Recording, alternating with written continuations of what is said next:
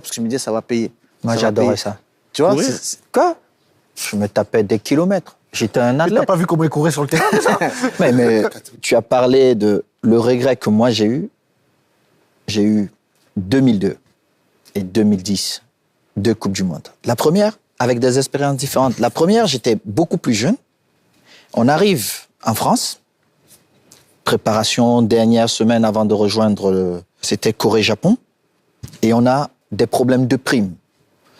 Et on décide à ce moment de ne pas voyager, d'arrêter les entraînements. Moi, je continue. Tu le regrettes pas aujourd'hui? Et je regrette. Mais je ne pesais pas. J'étais le meilleur, mais j'étais le plus jeune. Donc, même avant de parler, je faisais ça. Tu vois? Et je me dis, à ce moment-là, j'aurais pu dire aux aînés, on a quelque chose de beaucoup plus grand qui nous attend. Mais je te promets, on avait une équipe pour gagner la Coupe du Monde. Oh, Samuel. Mais, rien. On sort en 2002. Mais là, attends. Samuel, t'abuses du En bail. 2002, vous aviez une équipe pour gagner la Coupe du Monde? On sort avec 4 points. C'était quoi votre poule? Coupe du Monde. On avait l'Arabie Saoudite, l'Irlande, l'Allemagne. Et je te dis, on mène 1-0, je dribble je ne sais pas combien de joueurs sur la ligne, je fais une passe à Patrick Mboma sur la ligne. Il rate. Il ne pouvait pas rater. Même ma grand-mère allait marquer. Mais je te dis, jeune homme, il vient vers moi, il me dit, t'es le meilleur joueur au monde, mon petit frère. Il court vers moi, il me dit... le plus petit. Oui, j'étais un gamin. Patrick, c'est magique. Il me dit, t'es le meilleur joueur au monde. On se fait rattraper au score. Arabie Saoudite, je marque, on gagne 1-0, on a 4 points. On joue l'Allemagne. On a au moins 6 occasions de but. Et t'as pas marqué. Face à Oliver Kahn, je joue avec le Perronnet. Pété, tout le match. Et on sort de cette compétition. Mais on sort pourquoi?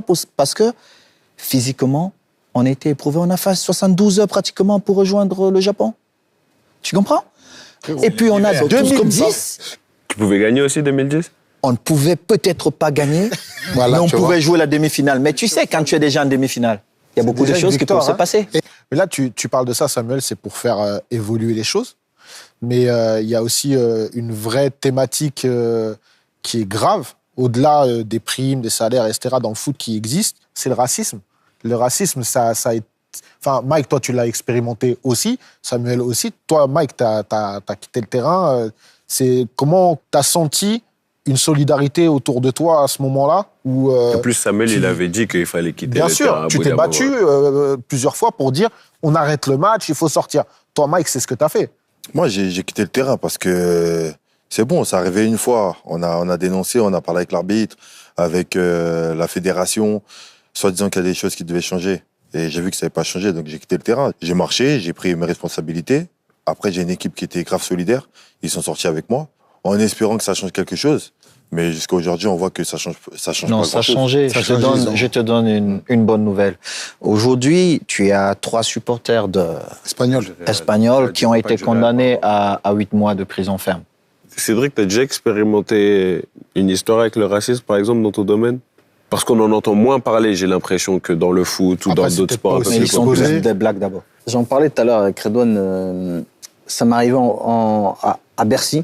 À Bercy, où je combattais un Hollandais qui était connu pour avoir un public assez quand même... je ne veux pas dire le public était raciste, hein, mais il y avait quand même des petits hooligans, tu vois. Ils étaient tous blancs, aux yeux bleus. Voilà. Et les seuls bruns, ils avaient une petite moustache comme ça. Là, du coup. C'était Nicky Holsken. Et vous voyez, même si vous tapez le combat là sur Internet, vous allez voir, à un moment, je fais mon entrée, je danse, et ils sont tous en train de me faire des doigts d'honneur. Il y a un petit groupe qui me fait les doigts d'honneur. Moi, je viens vers eux, et je danse, et je les nargue, et je retourne dans mon combat. Non, j'ai déjà subi même des insultes, où je suis à l'hôtel, ils passent, ça insulte et tout. Moi, en fait, si tu veux, le racisme, ça m'a toujours fasciné. Genre, j'ai toujours halluciné sur quelqu'un qui va venir devant toi ou de loin t'insulter de sale noir ou de singe ou te faire des bruits de singe. Je me dis, mais c'est pas possible, en fait. Mentalement, t'es déficient. Ouais, je me dis, c'est incroyable quand même. C'est un gros mensonge. Et c'est devenu tellement récurrent en plus. C'est un gros mensonge. C'est qu'ils viennent même pas le faire en face. Hein. Et c'est un effet de foule. Quelqu'un, un mec normalement constitué, il achète son ticket pour aller voir un noir jouer et il fait des cris de singe. Je n'achète pas mon ticket. Je voulais même savoir auprès de vous tous comment même Cédric, Mike, Redouane, le rapport que vous avez avec la célébrité et le fait que les gens vous regardent différemment. Avant d'être connu, quand je me faisais contrôler par la police ou les douaniers, c'est pas pareil. Il y avait Une tension. Il y avait la tension. Tu vois, ils te fouillaient vraiment. Tu vois, il y avait la fouille, il y avait le contact physique, il y avait même dans le verbe, c'est dur. On Quand tutoyait, t'es connu, maintenant, on vous voit. mais là, quand je me fais arrêter en voiture Ça ou par rigole. les douaniers, c'est la rigolade.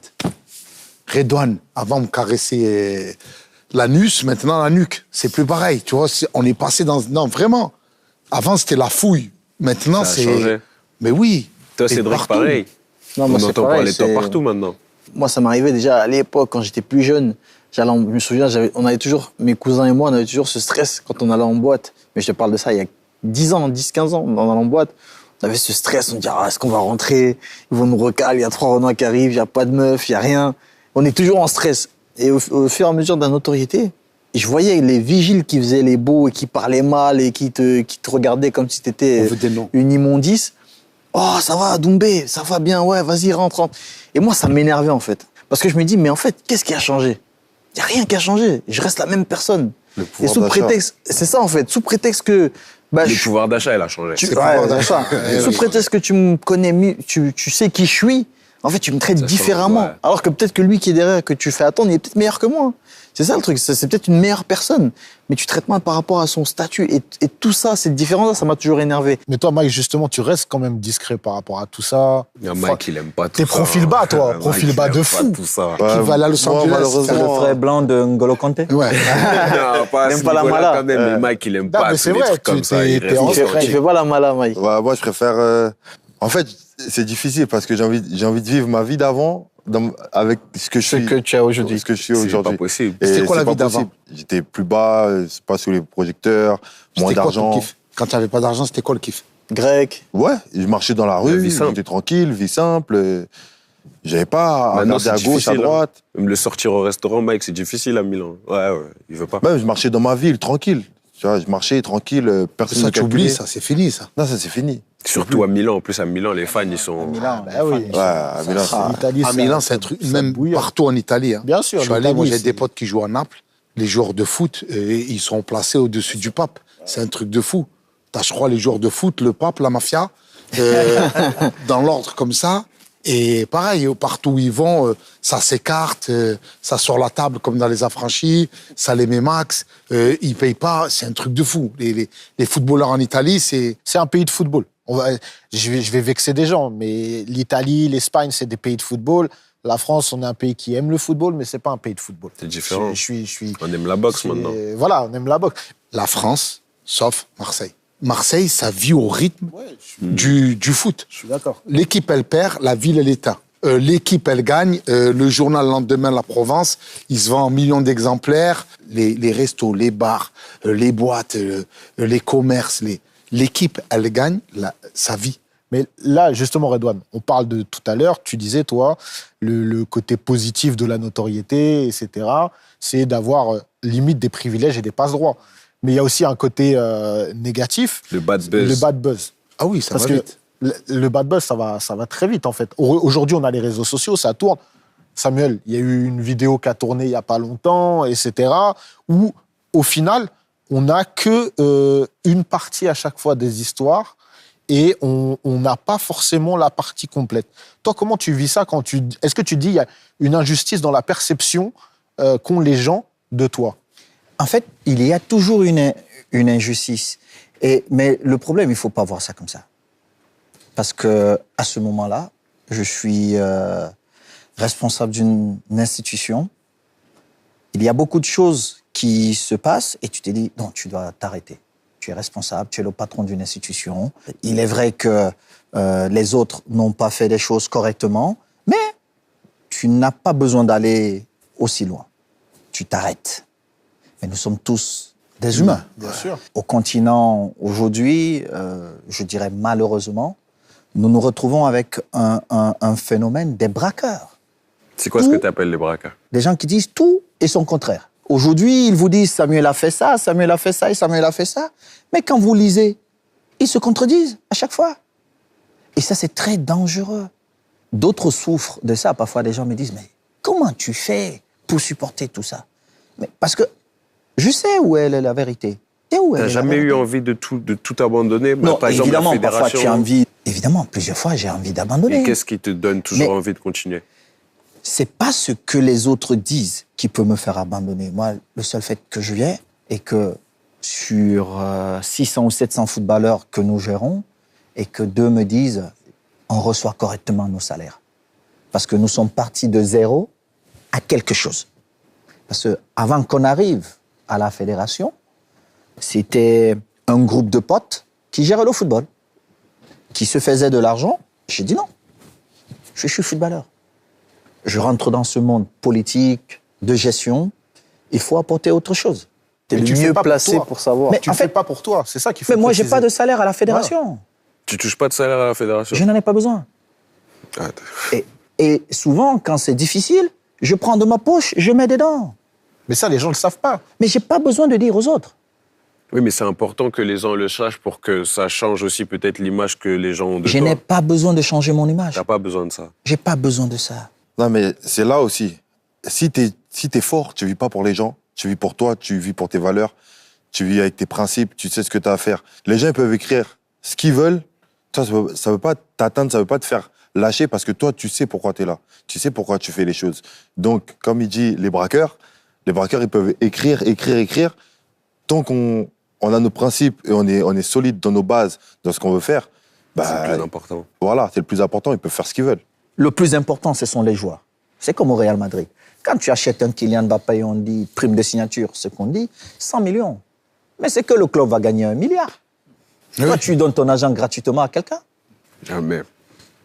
On se rejoint. Donc, en Afrique, il faut que les gens arrêtent de mettre les émotions. Quand vous gérez un business, c'est le business. Mais pas le cœur. Et la fédération, c'est le business. C'est pas un groupe d'amis qui attendent que l'argent de la FIFA arrive, de la CAF arrive, que l'État verse l'argent et ils se partagent cet argent.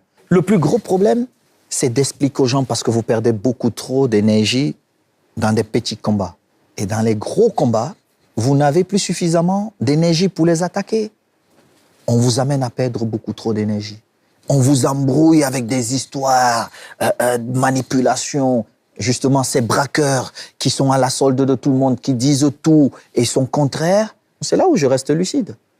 Vous pouvez tous être contre moi, tant que je suis avec le droit et je suis mon projet, vous allez me demander de vous rendre compte à la fin de mon mandat. En fait, j'ai l'impression que ce que tu veux recréer, c'est un environnement, enfin, les mêmes environnements par lesquels tu es passé quand tu étais professionnel, footballeur, par exemple, en Espagne ou dans les autres pays. Tu essayes de recréer ça parce que tu te dis, au Cameroun, on a le potentiel, on a le talent. En Afrique, beaucoup en Afrique, de talent. on a le talent. Cédric, Mais ce qui manque, c'est la structure. Ce qui manque, c'est la structure. quelque chose qui passe même inaperçu, les gens ne comprennent même pas. Le premier transfert entre un pays africain et l'Europe, il est plus ou moins combien? Quand on a trop payé, on a payé $1 million. Quand on a trop payé, le même joueur, 6 mois plus tard, on le vend à 30 millions de pounds. L'Afrique perd beaucoup d'argent. Tu vois qu'il y a Et un quand je problème. dis l'Afrique perd, les clubs perdent beaucoup d'argent. Direct. En fait, les gens n'ont pas le mindset de faire du business. En fait, c'est purement de business. Moi, mon job est de m'assurer que ceux qui viennent à l'équipe nationale sont les meilleurs. Mais les meilleurs, ça dépend de qui? Ça dépend du sélectionneur. Moi, à la fin, ce que je veux, c'est qu'il y ait un résultat. J'organise un match la dernière fois, on met 39 000 tickets en vente. Et je dis, personne n'entre s'il n'a pas acheté son ticket. Et on dit, oh, il est trop sévère, lui, cela. Mais comment je fais pour financer le football? Ce sont des petites choses. Et des gens prennent de l'argent, ils donnent à quelques influenceurs pour t'insulter, pour dire des mensonges. Et c'est là où, soit tu t'arrêtes, tu écoutes ce qu'ils disent et tu perds beaucoup de temps, beaucoup plus de temps, et tu n'avances pas. Mais moi, je dois avancer parce que je sais où je vais. Certains même, ils soupçonnent. Et d'autres qui ont peur de l'inconnu, ils disent, c'est peut-être bien, mais vu que moi, j'ai mes 500 francs CFA qui tombent chaque soir parce qu'on me les donne comme ça, je préfère les sécuriser au lieu de regarder le million qu'il a devant lui. Et c'est ça l'Afrique. C'est pourquoi vous voyez, les gens n'osent pas. C'est pourquoi je t'ai dit, fiston, Si tu veux investir, tu viens, 50-50, on crée des écoles partout. Si quelqu'un veut venir, et je vous invite à venir, on crée des salles de classe. On donne cette connaissance-là à ces jeunes. Ils doivent aller à l'école. Je sais bien ce que tu On dis. doit parce les qu'en donner fait, l'opportunité. Ça montre tout simplement que l'objectif principal que tu as, C'est de transmettre. c'est de transmettre et de faire en sorte que Faire évoluer. l'Afrique évolue. Mais l'Afrique doit évoluer. Mais ça, c'est un donner des travail opportunités. d'équipe. Seul, tu peux pas y arriver à ça. Non, mais le continent, il est vaste. Même avec 2 personnes, tu arrives. Moi, j'ai pas d'heure. Hein. J'appelle mon secrétaire à 4 heures du matin. Je lui dis, écoute, hey, monsieur, tu ne m'as pas envoyé tel papier. Qu'est-ce qui se passe? Explique-moi. Président, je dors. Je dis, mais moi, je dors pas. Pourquoi? On doit travailler tout le temps. Et il faut... En Afrique, les gens dorment beaucoup trop. Je dirais même, ils ont peur de ce qui est bien pour eux. Parce que tellement ils ont été matés, manipulés, on a dit non, ça c'est pas réservé pour vous, c'est réservé pour les autres. Mais non, Cédric, moi je suis parti de Newbel que tu connais pour m'asseoir sur la table des grands. Donc tout est possible pour tout le monde. Pourquoi ces Africains ont dit c'est pas... Non, c'est pourquoi parfois quand j'arrive on dit non, lui il parle comme ça parce qu'il est riche. Mais c'est pas que je suis riche, c'est que j'ai fait ce parcours, je me suis assis là-bas. Et je veux que ceux qui me ressemblent aillent aussi là-bas et qu'ils aient cette fierté de dire je suis peut-être africain. C'est un combat où qui est compliqué parce que là, c'est plus toi contre toi. C'est ça que je C'est disais. toi contre le système. C'est ça. Et comment tu as... Difficile de battre C'est le trop, système. Hein. Tous les grands systèmes sont tombés, Ouais, c'est sûr. n'est-ce pas? Mais avec du temps. Partons de là. Tu te dis l'Afrique, le continent le plus riche, mais paradoxalement le plus pauvre. Donc il y a quelque chose. J'ai vécu pendant 5 ans. Problème surtout. Non, 6 ans au Qatar. Le Qatar Exceptionnel. a fait sa politique basée sur 2 choses. La diplomatie, le sport. L'éducation, elle est gratuite. Tu vas partout, tu as les DG, tu as les grands DG, les Qataris, partout. Et le pays se développe. Pourquoi? Parce qu'ils sont à un certain niveau d'études. Moi, j'ai pas fait de grandes études. Mais la curiosité m'a amené à toujours vouloir m'améliorer. Et en voyageant, j'ai compris que, en fait, pour rendre les autres riches, il faut leur donner la connaissance et des opportunités. Et c'est ce que moi je veux. Je veux que dans 20 ans, l'Afrique ait peut-être une centaine de milliardaires en dollars. Le rapport de force, il va changer. Il faut se dire, je veux être Abramovich du football et je veux devenir milliardaire. Donc, tu as ton projet, tu le prépares, tu dis, bon, ok, je veux ça, ça, ça, ça. Dans 2 ans, je vais être ici. Dans 4 ans, ici. Toute ma carrière, ça a été ça. Ça a été la haute ambition. Et c'est ce que je me tue à donner comme conseil aux jeunes qui me posent des questions. Il faut toujours avoir une haute ambition. Tu dois viser le soleil et dans le pire des cas, tu vas atteindre la lune. Tu ne peux pas viser le soleil. Et si tu atteins le soleil, tu brûles, frérot. Non, tu vois ce que je veux dire. Non, mais il y a le travail qui doit aller avec. ça. Non, il y a le travail, mais ça, c'est indéniable. Si tu dis, moi, j'ai envie de faire ça, j'ai envie de devenir président, demain, tu dis, j'ai envie d'être le plus grand gardien de l'histoire. Tu sais que ça va pas se faire comme ça. Tu vas aller te donner les moyens, tu vas faire les causes pour que ça arrive. Donc, la haute ambition, elle est importante. Mais si toi, on parlait du vestiaire tout à l'heure, si tu te dis, bon, j'espère que je vais faire un bon match et ça ira, mais tu feras jamais un match exceptionnel, tu mettras jamais un triplé. Parce que toi, déjà, à la base, tu te dis, je vais juste faire un bon match.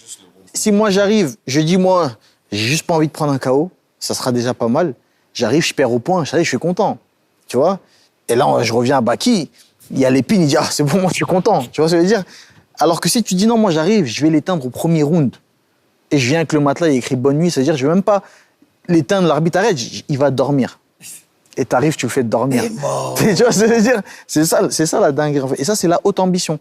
Et ça, il faut l'assumer derrière, parce que derrière, ça demande beaucoup de travail. Il y a personne, jamais Samuel, jamais Redon, tu te dis non, moi j'ai envie de faire rire, j'ai envie d'être le meilleur humoriste, et tu restes chez toi tranquille. Non, tu taffes derrière, t'es obligé derrière de taffer, te donner les moyens pour assumer en fait cette ambition qui est grande.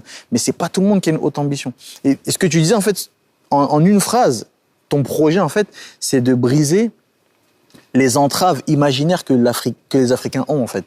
Tu vois, on a ces chaînes imaginaires encore, on se dit, ah non, ça c'est réservé à eux. Alors qu'en vrai, on a le talent, on a le continent le plus riche, paradoxalement le plus pauvre. C'est qu'il y a un problème de gestion. C'est une très belle conclusion de donner de l'espoir aux gens.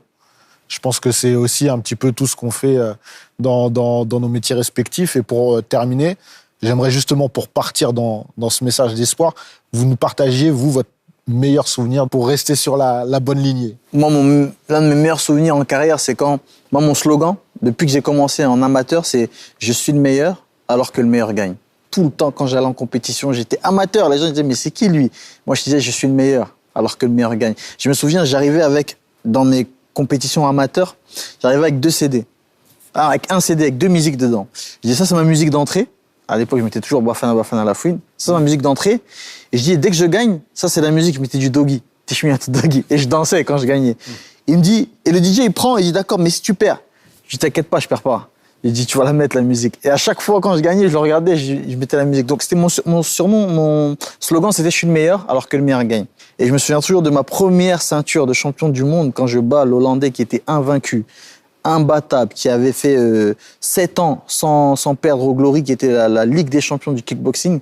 Et on me met moi contre lui, mais en fait pour le faire briller lui, parce que moi j'étais inconnu. Ils se sont dit, bon, il y a Badrari qui combat, en combat main event principal, et en co-main event, on va mettre Nicky Olsken, et on va mettre contre Doumbé, parce que c'est bien, il parle un peu beaucoup là, mais puis c'est personne. Donc ça va faire briller en fait l'Hollandais. Imbattable, hein. Tout le monde essaie de le battre, personne n'a réussi à le battre. Moi j'arrive, je suis le meilleur, je vais le battre. J'arrive sur les réseaux, je vais lui couper la tête, je fais des montages, sa tête coupée, moi avec sa ceinture dans les mains. Avec la barbe, Ouais. les familles, t'as compris. Fichier S le lendemain. Des problèmes. J'arrive, premier round, les gens ils disent « Ah voilà, c'est bon, Nicky se chauffe ». 2e round, je commence à faire le beau. Je commence à m'envoler. 3e round, 4e round, 5e round, je gagne au point. C'est-à-dire même me voler, il pouvait pas, c'est trop flagrant. Je gagne au point. Et mon meilleur souvenir, c'est quoi? C'est quand le journaliste, quand je regarde le reportage sur France 2, tous les sports, il dit à 24 ans, Cédric Doumbé est le meilleur kickboxer. C'est juste ça là. Ça y est, moi, c'est ça. C'est ça mon meilleur souvenir. C'est-à-dire, moi, j'étais là, c'est moi qui disais je suis le meilleur, je suis le meilleur. Les gens disaient mais non. C'est la le journaliste Là, c'est le qui a validé. Cédric Doumbé, à 24 ans, est le meilleur kickboxer de sa catégorie. Là, c'est bon, j'ai tout gagné. Je suis le meilleur alors que le meilleur gagne. Et bien sûr, ma mère qui était là, qui voulait pas du tout que je boxe, hein. Depuis tout petit, hein. Je lui ai dit, maman, viens un peu, assieds-toi. J'ai dit, oui, il y a une salle de boxe là-bas. Elle s'est levée direct. Elle a dit, pas de boxe ici, dans cette maison. Et moi, j'allais en cachette. Et quand je vois qu'aujourd'hui, c'est elle qui est dans le stade, Jordan, c'est elle qui crie et tout, tu vois. Et t'étais fan du film Kickboxer ou pas du tout? Non, normal. Tout le monde a kiffé Kickboxer, mais c'était pas particulièrement. Mais ça, c'est mon meilleur souvenir. C'est quand on a enfin validé. C'est-à-dire, c'était plus moi qui le disais. Cédric Doumbé est le meilleur. Ça, c'est Toi, mon meilleur Redouane souvenir. De quoi de carrière, de Ouais, vie, de carrière. de carrière, je te dis la vérité, il n'est pas passé encore. Ça va être le stade Vélodrome.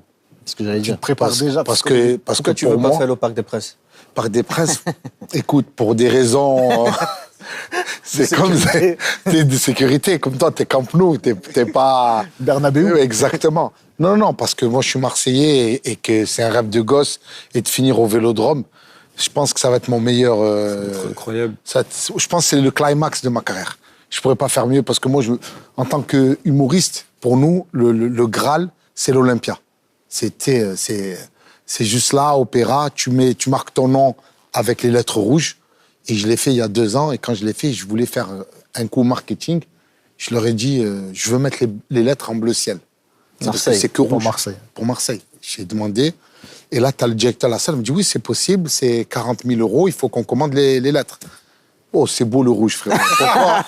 Pourquoi on va dénaturer la salle?